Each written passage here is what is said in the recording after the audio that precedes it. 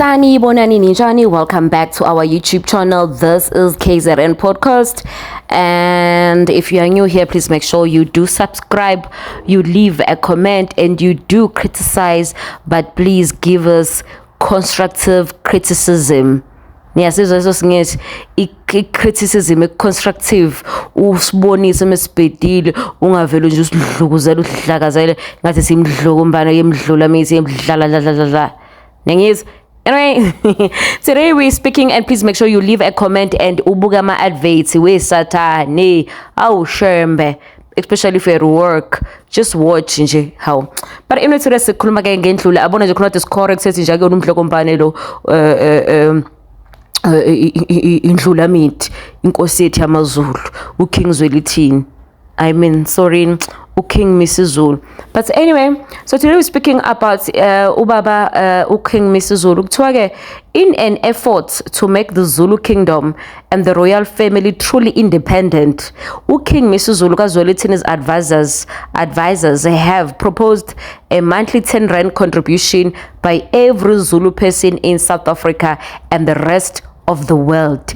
Ngamanye amazwi kuthiwa ama advisors enkosi yethu yakwaZulu kanye nalapha eZulu Royal House sebe propose ukuthi wonke umuntu owumZulu eSouth Africa contribute u10 rand, noma ke umZulu nje umhlaba wonke contribute u10 rand esikhwameni sa King Mrs. Zulu ukuze abe independent aphile kahle butepu. Ake siqhubeke ke. Kuthiwa the proposal was a direct response to the KwaZulu-Natal Treasurer's decision to block additional funding for the annual Reed Dance Festival after the king removed it from its original venue of Enyokeni Royal Palace to the new Mashobeni Palace. Enyokeni Palace, which has hosted the ceremony for more than 40 years, is in Nongoma in the north of the province, while Mashobeni Palace is in Pongola in the northeast of the province.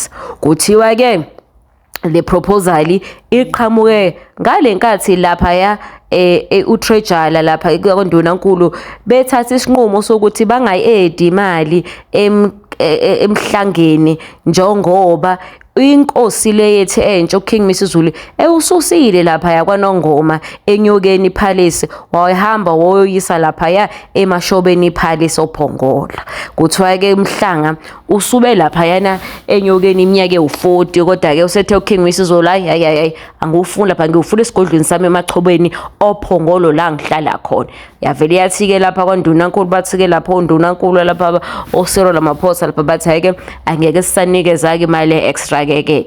Banye abaningi bakhala ngokuthi umhlanga ususwa nje lapha ya kwachithwa imali eningi kwakhiwa lapha Enyokeni, manje ke kuzophinde kuyokwakhiwa emaXhobeni na.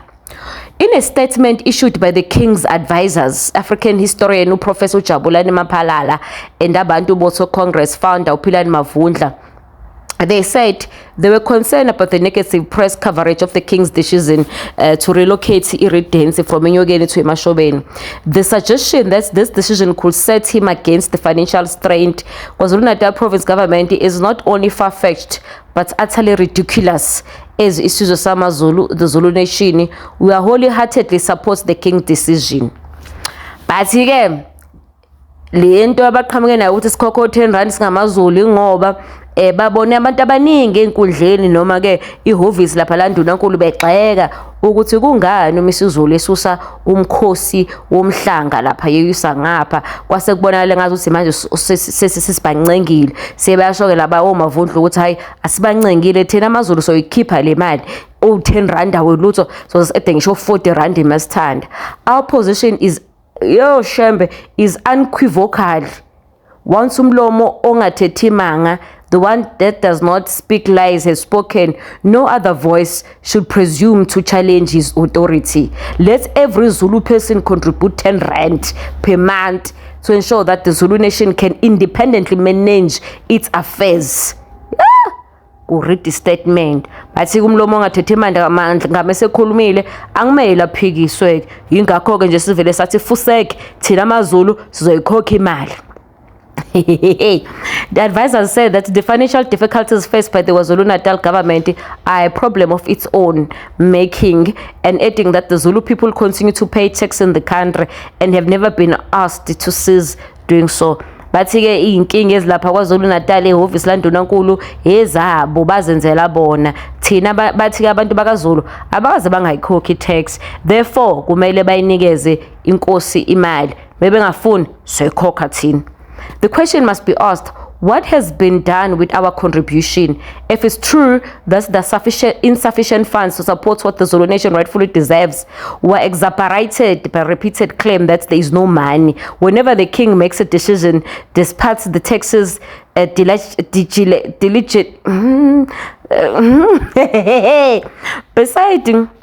the taxes diligently paid by the Zulu people, it's time for us as the Zulu people to examine this government actions and prioritize more closely. We deserve respect for our cultural and traditions. Guys, asikhipheni le mali. Labo 10 rand. Umaphalala ke uye sekhuluma ke lapha neSunday Sun. Wayitshela wathi cha, le mali le sizoyikhipha. Siyenze le proposal ngoba sesibonela ukuthi ama politicians undermine inkosi yethu. Therefore we have decided ukuthi ke asivele sithathe le fund sikhiphe sizenzele thina. Base besuka lapho bathi futhi lalelani ke lento yokucela o10 rand ayintsha. Uthi ke uMaphalala, the idea is not entirely new as it was first introduced in 1933 after ukushona kwa King Solomon kaDinuzulu. Uthi ke ngo-1933 yake yaintroduce le idea yokukhokha abantu bayikhokhele. Uthi yayenze ukuthi inkosi uKing Dinuzulu washona neminyaka ewu40, leaving behind 50 wives, eshiya amakhosikazi awu50 nengane eziningi without any financial support. The proposal here was made by the regent Prince Umshiyeni, who held the position of the young Prince uBhekuzulu. Uthi ke le ntozana yake yenziwa ke kudala ngenkathi kushona uKing Solomon kaDinuzulu, ewashona eseneminyaka emincane ewu40, eshiya ngemuva abafazi abawu50 nezingane eziningi zezingenayo support. Kwase kuthi ke uPrince kaBhekuzulu the late King Zwelithini's father wezala uKing Zwelithini wasiya khatha ke wathi cha ake sivele si contribute o 25 cent per person ukuze ingane za King Dinuzulu nabafazi zingasweli. Okay guys, niqala nini ukukhokha imali? So fakela ama bank details lana sikhokhela uKing Misuzulu nabafazi bakhe. Siyazi ukuthi manje unabafazi ababili, kodwa unabafazi abawu4 ngokusemthethweni ngoba idivorce kaZulu ayikho, okusho ukuthi usamondla lomunye usamondla nalwaseSwatini, bese kuba nomzamo uMaka Enzo, bese kuba lo uMaka Enzo omncane omncane ofekeli. Bawu2 hamba nabo manje, bawu2 abawunti ngasithebeni kodwa sebondla. So uyayidinga imali uKing Zulu, King Misuzulu. Niyezwana? How much are you contributing? Please write down there khona sobhala igama lakho silihambise kuKing Misuzulu.